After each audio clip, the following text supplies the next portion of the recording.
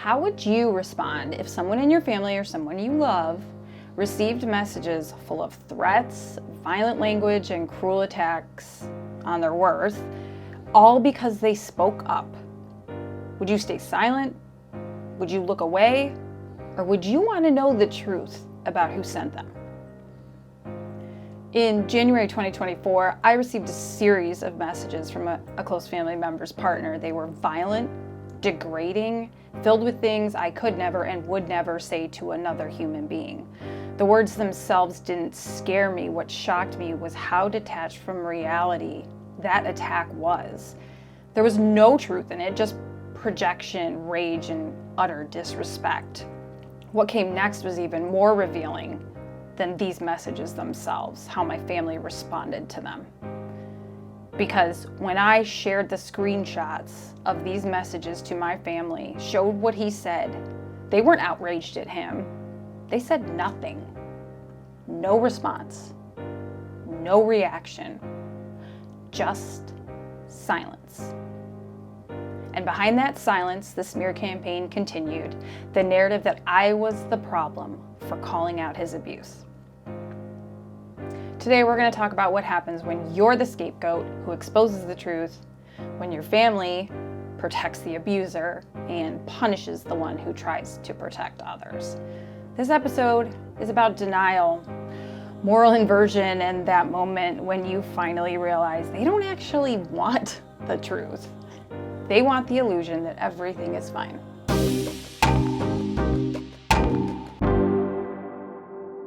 Before we start, a quick, very ADHD correction is needed.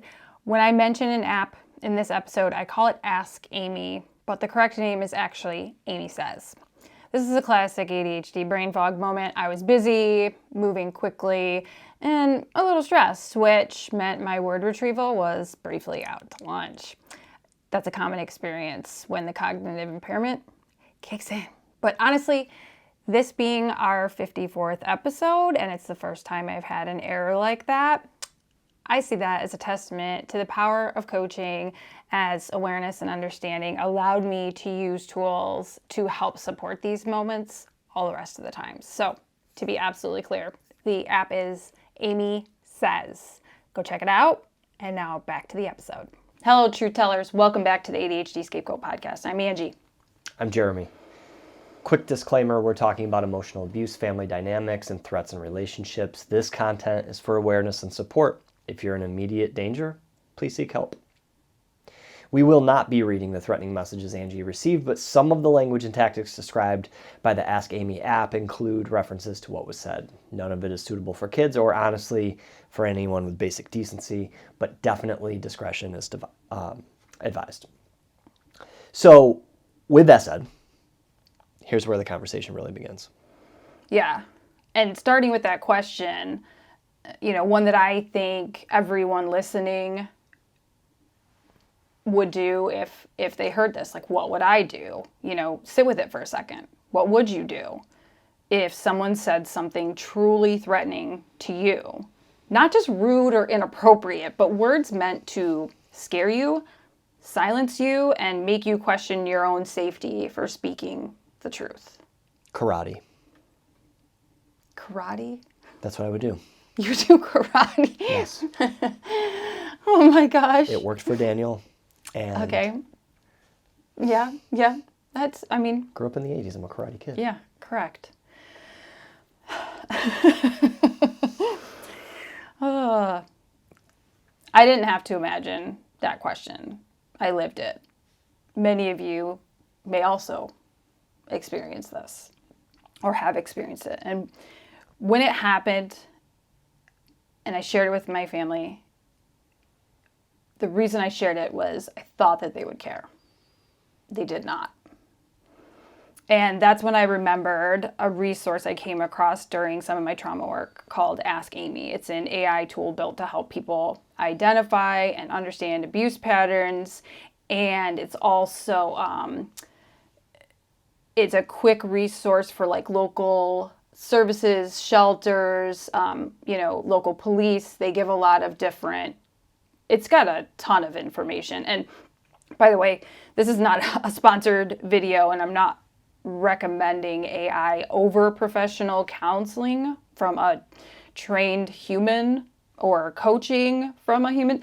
This is simply one resource that was easy to access at home that offered insight to this situation. And when you're in domestic violence or abuse situations, having just like a second in the bathroom to pull up the app on your phone to quickly find information that you may need could be super helpful and even save lives in the moment. So right. That's why I'm talking about the app. But I opened the app, uploaded what was sent to me, and just asked, can you help me understand what this is? So it's really cool because you can frame it. They ask you what kind of supports you need right from the beginning. Mm-hmm. And you're able to let them know and guide them so they can pull the proper resources, like how urgent it is, or if you just need understanding. So what I got back wasn't like therapy or anything. It was language and clarity. Because a lot of times, even me as the scapegoat, that messaging you're receiving from people around you makes you so confused and you don't even know who you are anymore, right? Mm-hmm. So you may feel in your gut, this is threatening, this is abusive, but you're always told it's your fault, so you don't even know what to think. Immediately second guessing yourself. Yeah. And you're just in that place of like, someone else please say that that's what this is. And especially when your family is silent, like obviously my two siblings that I still have a relationship with weren't silent. Everyone else was. So, but just knowing that these people are silent and they think this is okay, and they, all of the abuse, the scapegoating throughout my whole life made it so it was like, well, you're the only one with the problem. So right. It must be you. So it's really nice to just have that language and clarity. And it helped me put words to what my logical brain already knew, my gut knew, but my body was just having trouble processing the fact that not only those messages were sent, but then the lack of support from the family. And this, to understand also that this attack wasn't about me. It was about him losing control. Right. Yeah. And that's the bottom line. Yeah, I remember you showing me the message that you got back, and it was like broke down piece by piece every abuse tactic he was using against you. Yeah. And it was like the fog was lifting. It was, yeah, it's really, I was really impressed. Yeah, it's really a great impressed resource. by that. It is a great resource. And so I want to share the chat with you. So you're role playing. Jeremy's gonna play me asking. Been training my whole life for the this. Ask Aimee app, and I will be playing the Ask Aimee app. Just really like the quick response. It shows in real time. Like I said, if you're like in a bathroom, hiding, locked in a bathroom, trying to protect yourself in that moment of abuse tactics, that you get that validation right away that that's what it is. There's no confusion when you're able to start naming it. So I'm playing you, you're playing the app. AI Aimee. AI Aimee, right. Okay. So I'll start with the first message that Angie sent to Ask Aimee. I've already spoken with police about this. This happened last year, January, and have everything on record. But I'm wanting to more clearly process the abuse tactics he's using to help others understand. Ask Aimee said, I'm so sorry you received those messages. Your instincts are absolutely correct. These words are deeply abusive and dangerous. Here's a breakdown of the tactics he's using. Number 1, extreme verbal abuse and name calling. He uses highly derogatory language, You're going to have to bleep this. Okay. Okay. I can do some bleeping. Okay. Dumb, worthless, trash, etc. Aiming to humiliate, degrade, and strip you of your self-worth. Number 2, intimidation and threats. He threatens to burn your relationships and put your stupid ass in your place and escalate to legal action, including restraining orders, all meant to instill fear and control your actions. Number 3, social isolation. He tries to isolate you by threatening to destroy your relationship with your family member, a classic coercive control tactic. 4, suicidal coercion and gaslighting. Urging someone to kill themselves is a profoundly abusive act intended to terrorize, break your spirit, and make you question your value. This is psychological torture. Number 5, blame shifting and minimization. He blames you for, quote unquote, starting drama and being crazy, classic gaslighting, to deflect responsibility for his own abusive behavior. 6, repeated harassment. I love that she caught this one too within my description. The fact that he sent multiple messages over hours and even the next morning demonstrates a pattern of sustained, targeted harassment and emotional abuse. And number 7, threats of legal action. Threatening restraining orders is used to intimidate and silence you, manipulating legal systems as a weapon. In sum, his messages are a textbook example of emotional, psychological, and verbal abuse designed to control, intimidate, and break down your sense of safety and self-worth. You are absolutely justified in interpreting these as abusive, and it's important for others to understand the seriousness and danger of this behavior. How are you feeling after revisiting and analyzing these messages? Ugh, thank you for that. And it's a lot to process. Even harder to process is the fact that I sent screenshots of this attack to my family in hopes that they could wake up and see clearly who this person is. And my parents and 2 siblings said nothing. They haven't spoken to me at all. Could you give me ways in which a healthy or supportive family would respond to their loved one receiving these disgusting threats? Absolutely. In a healthy family, your loved ones would respond with concern, support, and validation. They would express shock and outrage at the abusive messages, reassure you that you did nothing to deserve this, offer emotional support and check in on your well-being, encourage your safety, and help you access resources if needed. Clearly condemn the abuser's behavior, not justify or minimize it, and ask how they can help or advocate for you. Would you like ideas on how to cope with your family's silence? Yes, that would be great. Again, I'm so sorry you're feeling unsupported by your family. Coping starts with validating your feelings. What you experienced is abuse and your reactions are normal. Reach out to friends or support groups who believe you. Journaling can help process emotions. Setting boundaries with unsupportive relatives is okay. How are you coping right now? I'm doing well. I've gone no contact as my family is obviously toxic. But the issue I have is more so with not just the fact that they go silent, but they're saying that I'm the problem, that I'm meddling. A little backstory. When my family member started dating this person, I was seeing changes in behavior that were very out of character. We used to talk almost every day, either on the phone or via text, and now they were ghosting me. I would ask about this, and this person just acted like they were busy, but something felt off. There were a few interactions that I've spoken about before on the podcast, which I've shared with the app. I guess you're saying that to the audience, but this is what you said back to Amy. And this person has been cut out of my life ever since. But due to this strange and off-putting behavior in these interactions, I Googled and found a very recent DUI arrest, mugshot from 3 years prior. So I decided to pay for a background check because I had a feeling there was much more. I ended up finding a lot more.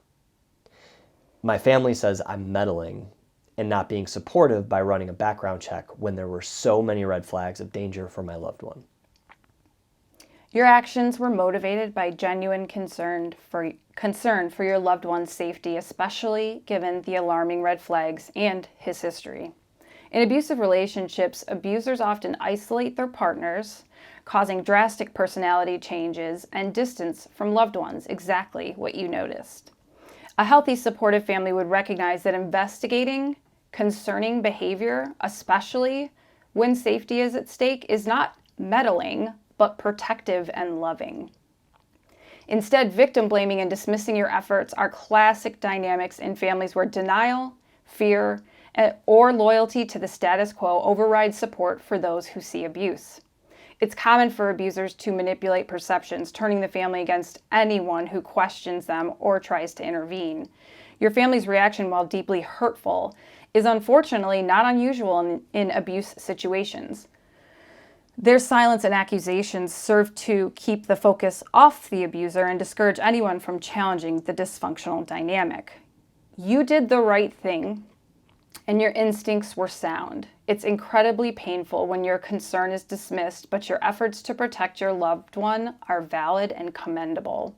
Setting boundaries with people who won't acknowledge abuse is an act of self-care. Would you like ideas for processing feelings of isolation or navigating grief when a family chooses denial? Yes, that would be great. Again, you did the right thing by trusting your instincts and looking out for your loved one. When families deny or minimize abuse, it's incredibly painful and isolating. Connecting with supportive friends or survivor groups can be healing. Prioritizing your own mental health is essential. How have you been caring for yourself lately? I'm doing really well, as I've had time and distance from the toxic family members. Over the summer, where my loved one and this person were in my state visiting my parent who lives about an hour away, and they not only let this person into their home, but also sends them messages of love and support on Facebook and actually defends this person to other family members when this behavior is brought up.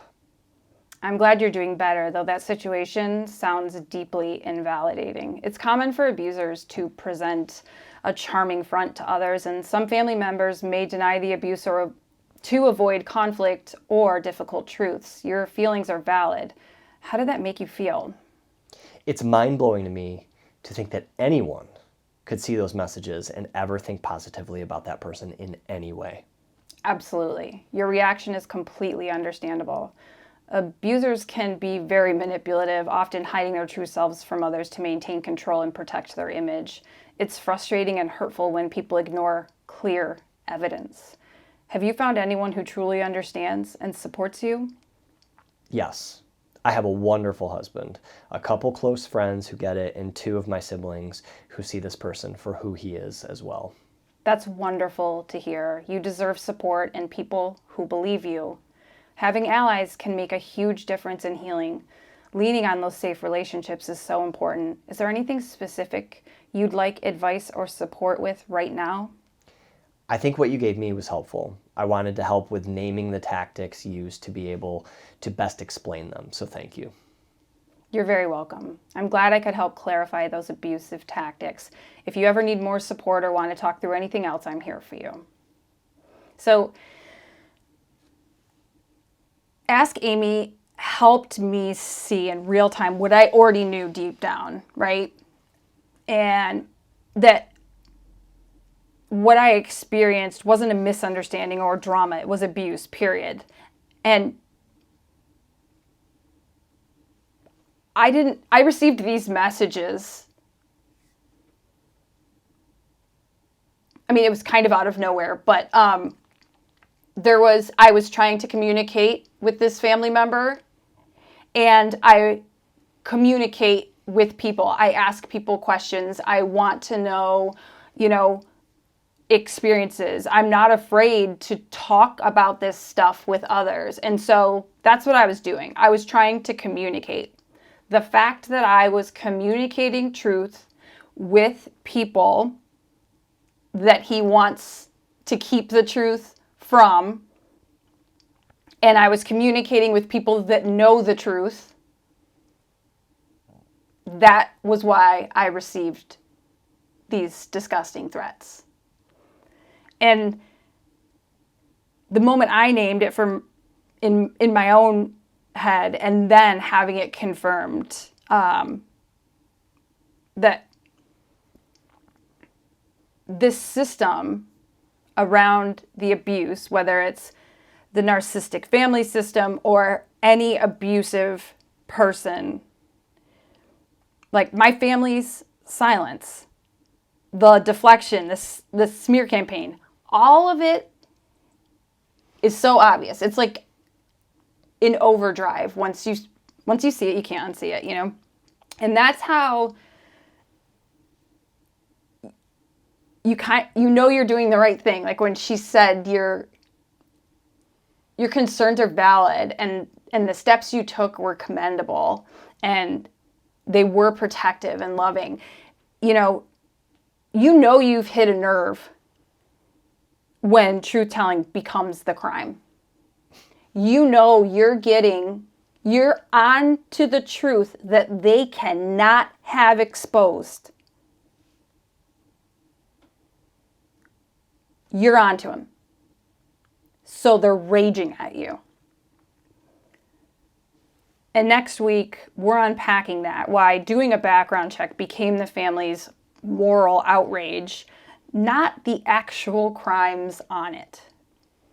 Because in toxic systems, the sin isn't the abuse. The sin is seeing it. Yeah.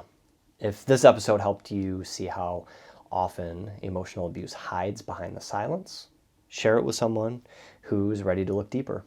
Like, subscribe, leave a review, and come back next week. Until then, stay curious, stay clear, and keep telling your truth.